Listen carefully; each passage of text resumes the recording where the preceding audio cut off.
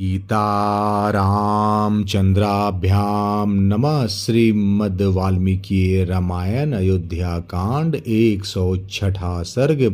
भरत की पुनः श्री राम से अयोध्या लौटने और राज ग्रहण करने की प्रार्थना। ऐसा अर्थ युक्त वचन कहकर जब श्री राम चुप हो गए, तब धर्मात्मा भरत ने मंदाकिनी के तट पर प्रजावत्सल धर्मात्मा श्री राम से यह विचित्र बात कही। शत्रु दमन रघुवीर, इस जगत में जैसे आप हैं वैसा दूसरा कौन हो सकता है। कोई भी दुख आपको व्यथित नहीं कर सकता। कितनी ही प्रिय बात क्यों न हो, वह आपको हर्षोत्फुल्लित नहीं कर सकती। वृद्ध पुरुषों के सम्मानीय होकर भी आप उनसे संदेह की बातें पूछते हैं। जैसे मरे हुए जीव का अपने शरीर आदि से कोई संबंध नहीं रहता, उसी प्रकार जीते जी भी वह उनके संबंध से रहित है। जैसे वस्तु के अभाव में उसके प्रति राग द्वेष नहीं होता, वैसे ही उसके रहने पर भी मनुष्य को राग द्वेष से शून्य होना चाहिए। जिसे ऐसी विवेक युक्त बुद्धि प्राप्त हो गई है, उसको संताप क्यों होगा। नरेश्वर, जिसे आपके समान आत्मा और अनात्मा का ज्ञान है, वही संकट में पड़ने पर भी विषाद नहीं कर सकता। रघुनंदन, आप देवताओं की भांति सत्व गुण से संपन्न महात्मा, सत्य प्रतिज्ञ, सर्वज्ञ, सबके साक्षी और बुद्धिमान हैं। ऐसे उत्तम गुणों से युक्त और जन्म मरण के रहस्य को जानने वाले आपके पास अशह दुख नहीं आ सकता। जब मैं परदेश में था, उस समय नीच विचार रखने वाली मेरी माता ने मेरे लिए जो पाप कर डाला वह मुझे अभिष्ट नहीं है, अतः आप उसे क्षमा करके मुझ पर प्रसन्न हो।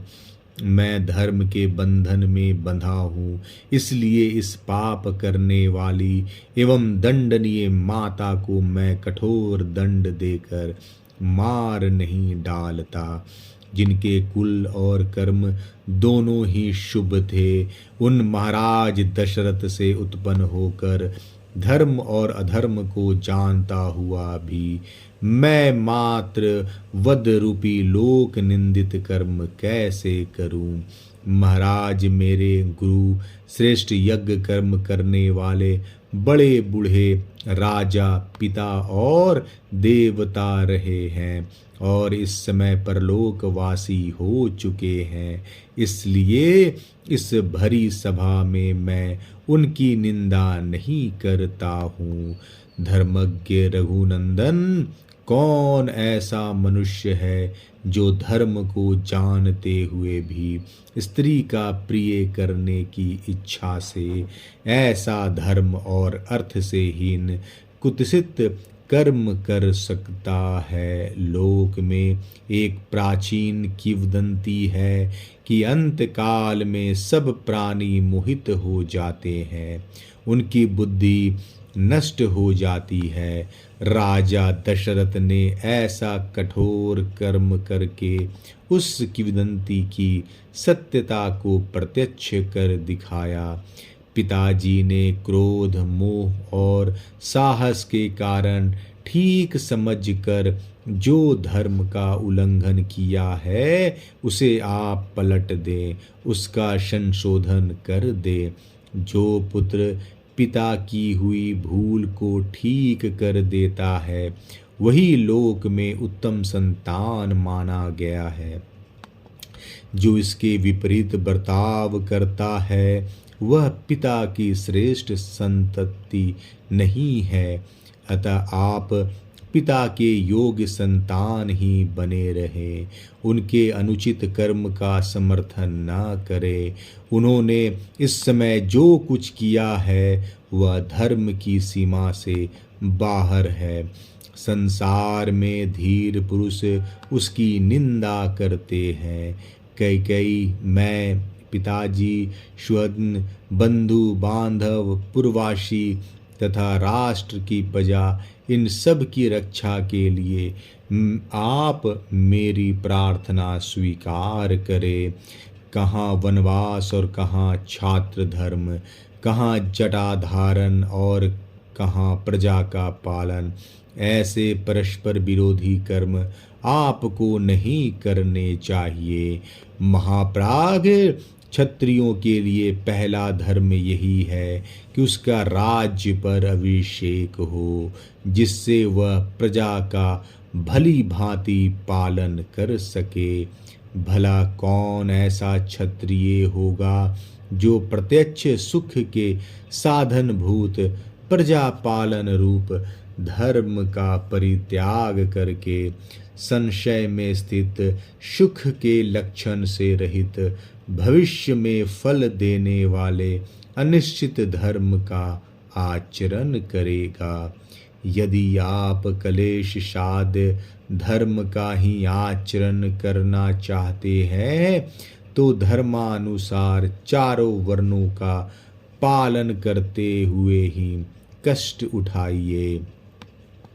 धर्मज्ञ रघुनंदन, धर्म के ज्ञाता पुरुष चारों आश्रमों में गृहस्थ को ही श्रेष्ठ बतलाते हैं, फिर आप उसका परित्याग क्यों करना चाहते हैं?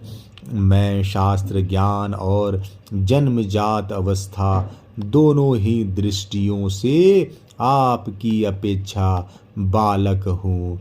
फिर आपके रहते हुए मैं वसुधा का पालन कैसे करूँगा? मैं बुद्धि और गुण दोनों से हीन हूँ, बालक हूँ तथा मेरा स्थान आपसे बहुत छोटा है। अतः मैं आपके बिना जीवन धारण भी नहीं कर सकता। राज की पालन की तो दूर की बात है। धर्मज्ञ रघुनंदन, पिता का यह सारा राज श्रेष्ठ और निष्कंटक है। अतः आप बंधु बांधवों के साथ शव धर्मानुसार इसका पालन कीजिए। मंत्रज्ञ रघुवीर, मंत्रों के ज्ञाता वशिष्ठ, महर्षि वशिष्ठ आदि सभी ऋत्विज तथा मंत्री, सेनापति और प्रजा आदि सारी प्रकृतियां यहाँ उपस्थित हैं। ये सब लोग यही आपका राज्य अभिषेक करें। हम लोगों के द्वारा अभिषिक्त होकर आप मरुद्गणों से अभिषिक्त हुए इंद्र की भांति वेग पूर्वक सब लोगों को जीत कर प्रजा का पालन करने के लिए अयोध्या को चलें। वहाँ देवता, ऋषि और पितरों का ऋण चुकाएं, दुष्ट शत्रुओं का भली भांति दमन करे तथा मित्रों को उनके इच्छानुसार वस्तुओं के द्वारा तृप्त करते हुए आप ही अयोध्या में मुझे धर्म की शिक्षा देते रहें।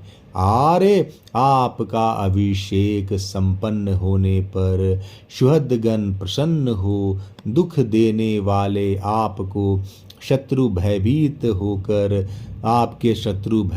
होकर दशों दिशाओं में भाग जाएं। पुरुष परवर, आज आप मेरी माता के कलंक को धो पोंछ कर पूज्य पिताजी को भी निंदा से बचाइए। मैं आपके चरणों में माथा टेक कर याचना करता हूँ।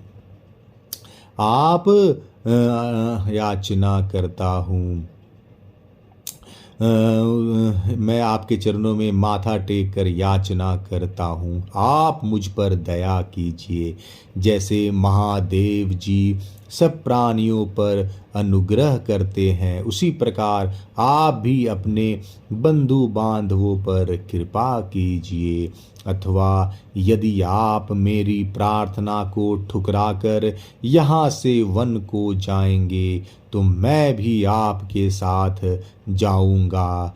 ग्लानि में पड़े हुए भरत ने मनोभिराम राजा श्री राम को उनके चरणों में माथा टेक कर प्रसन्न करने की चेष्टा की, तथापि उन सत्वगुण संपन्न रघुनाथ जी ने पिता की आज्ञा में ही दृढ़ता पूर्वक स्थित होकर अयोध्या जाने का विचार नहीं किया। श्री रामचंद्र जी की वह अद्भुत दृढ़ता देखकर सब लोग एक साथ दुखी भी हुए और हर्ष को भी प्राप्त हुए। ये अयोध्या नहीं जा रहे हैं, यह सोचकर वे दुखी हुए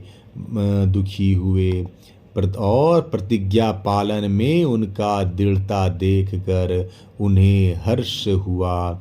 उस समय ऋत्विज पूर्ववासी भिन्न भिन्न समुदाय के नेता और माताएं अचेत सी होकर आंसू बहाती हुई पूर्वोक्त बातें कहने वाली भरत की भूरी भूरी प्रशंसा करने लगी और सब ने उनके साथ ही योग्यता अनुसार श्री राम जी के सामने विनीत होकर उनसे अयोध्या लौट चलने की याचना की। अयोध्या कांड 106 सर्ग समाप्त। जय श्री राम।